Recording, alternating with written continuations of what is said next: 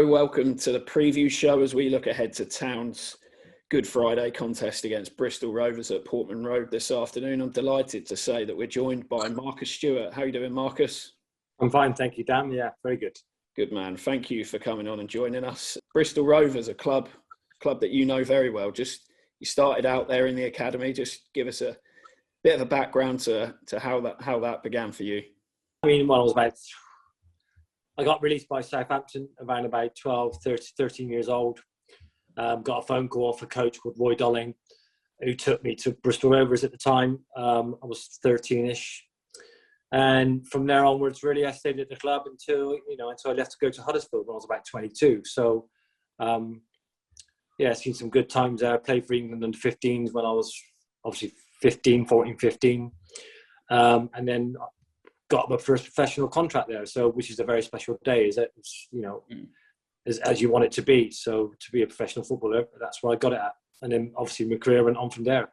And then when you finished your playing career, your first job from retirement was at Exeter City, but then you got your first real sort of first team role at Bristol Rovers. Well, I was first team coach at Exeter for a year. I was player coach and I was first team coach.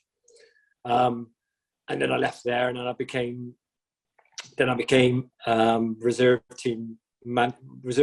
youth team coach for a little while.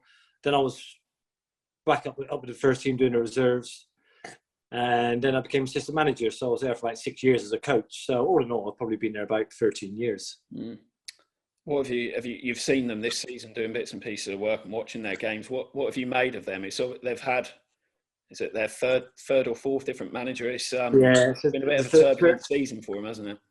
Yeah, very turbulent. A third manager, Ben Garner, Paul Tisdale, and now Joey Barton. So, yeah, very turbulent.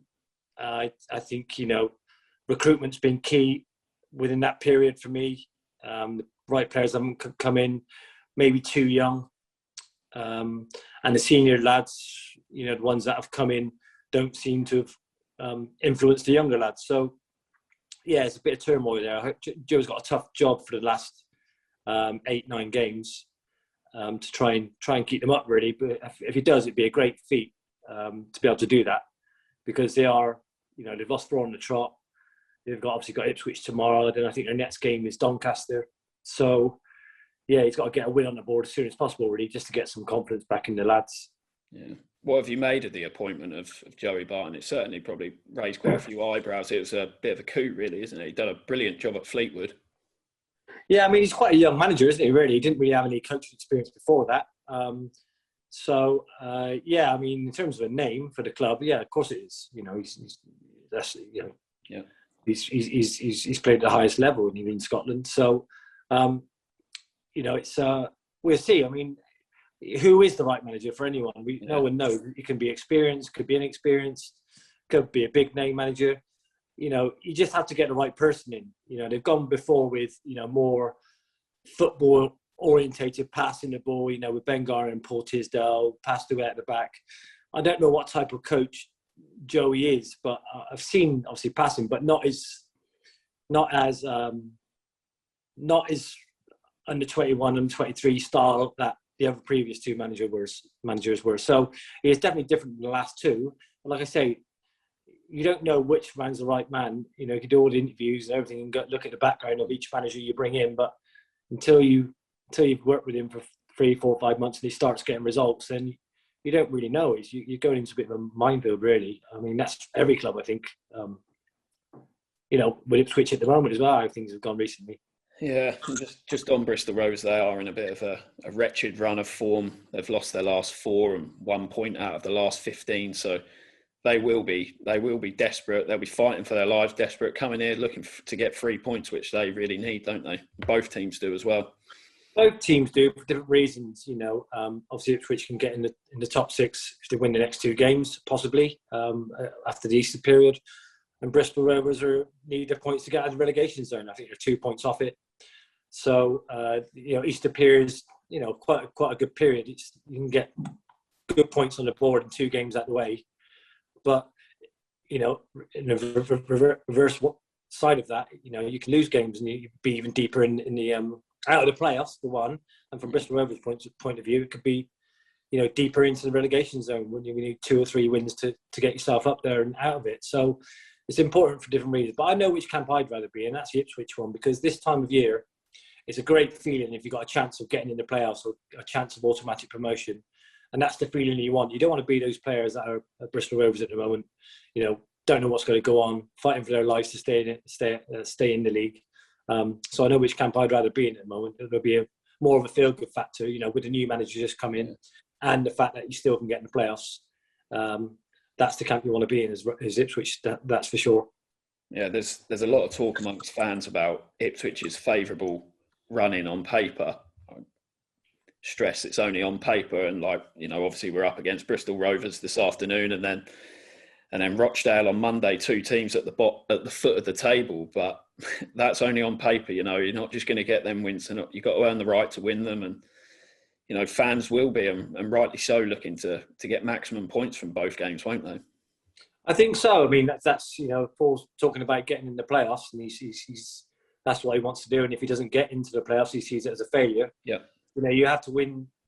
He has to win these 2 games. There's no doubt about that. Like I said, the Easter period is really important. So Rochdale are a different breed in terms of they can score goals, they can draw games 4 each, they can win 3-2, they can, they score goals, that's for sure. Whereas Rovers probably struggle a bit to score that many goals. I don't think they've done it very often, more than 3 goals this season. So they are struggling to score goals at the moment. But Ipswich haven't been free scoring themselves. So I still expect a home win tomorrow, and I expect a away win at Rochdale, if I'm honest, because Paul's put his cards on the table and said that he'd be disappointed if he didn't get in the playoffs. So, but these 2 games are a must win. I don't know what games are after that, but I know these 2 games are a must win. Town they've met Bristol Rovers twice already this season. Both times were in September. One was in the Carabao Cup, 3-0 win for Ipswich at Portman Road, and then followed that up with a 2-0 win at the Mem. Doesn't really mean too much, does it? Like we said, both teams have had a managerial change since then. Doesn't really have too much bearing on this afternoon's game, does it? No, it doesn't. But from a player's point of view, the fact that they've lost before, the groups of players are very similar, not very many changes since the last game. The core group are still there. And if you've lost 2 games before against the team and you're going away again back to Portman Road, there will be that psychological niggle in the back of your mind that you've lost the 2 previous games and not scored a goal. So although there's a lot of different managers, there is something in your mind that makes you think about the previous 2 results. So from that point of view, Ipswich will have the edge, that's for sure. Yeah, just touching on the sort of key men for both sides. I covered the game at Bristol Rovers. I think you were there in September for the league game, if I remember rightly. Zane Westbrook's always a player that catches my eye for Bristol Rovers. I think he's good with dead balls and always a danger. But their left back, is it Luke Lee? He's sort of their top goal scorer. I know he's on penalties, but you wouldn't expect that. I know they've got a couple of key players out, injury, Max Eimer and Sam Nicholson. They've been ruled out for the season, but sort of goal threat, where do you see that coming from Bristol Rovers? I know you said they're struggling for goals, but where do you see that? It's tough to say because I've watched them and they haven't looked a big goal threat in either game, if I'm honest with you. But you got to think Westbrook, he has got a bit of creativity about him. Hannon up front, he's got a little bit of experience, even though he's only 23. So no, in these type of situations, you're hoping that they step up to the plate, and if not, maybe a centre half could be the hero for them and score from a set piece, because they've got good set piece delivery, like you just said. So maybe that's their main route to goal in terms of getting them off the mark. But getting goals, it's a tough feat for them. And like I said, I haven't seen loads of individuals that are capable of doing that, apart from Nicholson, who's out for the rest of the season. Just on Ipswich, Marcus, there's been a lot of talk amongst fans, and also Paul's been talking about it in his pre-match press conferences about changes in the summer, and there's a lot of players at the club at the moment who are out of contract in the summer. you know, if you're looking at that from a player's point of view, I don't know whether you've ever been in the position where you're sort of this close to the end of the season and you don't know where your future lies. Is it a case that you're playing for your futures and you do up your game that extra 5-10%? Yeah, I think so. I think Paul. I think we spoke a few weeks ago, and Paul's pretty ready new to the job. But now he would got to know his players and which ones he's kind of figured out. And I would say he has a good idea of which ones he wants to keep on now.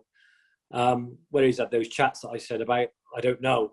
But I think from a player's point of view, you are playing for your future, because not only is there the fact that you might be out of a club and you might get another club and take a cut in wages or whatever, but there's the fact that COVID comes into it and the salary cap as well, whereas clubs might not be able to afford to give you as much as you might have got a year ago if you're going to go down the level or stay in League One with a lesser club.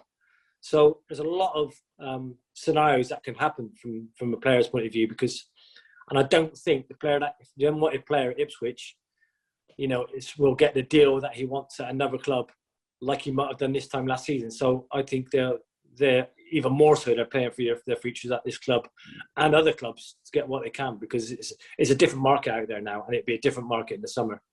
The good thing from Paul's point of view is that he's got players out of contracts and he doesn't have to have them around for any longer if he doesn't want them. So from his point of view, it's win-win. From Ipswich's point of view, it's win-win, because Paul gets a clean slate with 1 or 2 players, maybe 3 or 4 or 5, and he gets to bring his own players in. That a manager doesn't really get, even though you come into a new club, you're waiting for a transfer window, but what you really want is the players that you don't really want around the club is to be out of contracts. And that's what he's got. If he chooses not to have and keeping those players on. Yeah, of course. Have you been in a situation where you've been this close to the end of the season before, where you've been out of contract? Just what is that sort of like, where you don't know? I'm sure you had your family with you if you had been in this situation and you don't know where your future lies. No, I haven't. I've been pretty lucky over the years. I've always been kind of wanted. And when I did decide to leave, it was my own choice. So there was one time at Yeovil when I was there towards the end of my career, whereas I could have stayed on at Yeovil, and Yeovil decided not to. But then I had 2 or 3 clubs where they wanted me to go to them, and one of them was Newport and one was Exeter, and I decided to go to Exeter because they just got promoted. So I wasn't waiting around for too long. If I was, I think it's about 2 weeks before I was waiting for a club. But I'd never been go back to Yeovil. I was always wanted at Yeovil till the end of the season, so I knew there was a contract on the table. For whatever reason, that was pulled away from me, but that's a different story. So for players now with 10 games left, I've never been in that situation. No, it's a new one for me. But what would I be doing if I was them? Yeah, trying a bit harder. Yeah. Well, thanks for joining us, Marcus. I know you've already alluded to it earlier on in the show that you think it will be a home win, but can I just press you for a score prediction? I think it'd be,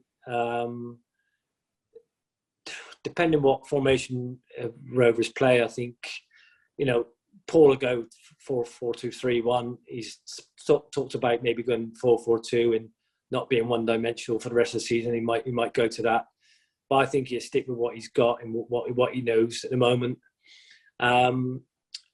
Rovers can be 4 at the back or 3 at the back. I think they'll go 3 at the back for this game, in my opinion. So it might be a bit tougher for Ipswich to get through, and they might play on a bit of a counter-attack. But I still expect a 2-0 win or 2-1 win to Ipswich. Hope you're right. Need the 3 points. Well, thank you again, Marcus, for joining us, and I hope you predicted right. Town fans, thank you very much for watching at home. And don't forget that you can still buy your iFollow match passes on the club website for £10. Thank you very much for joining us.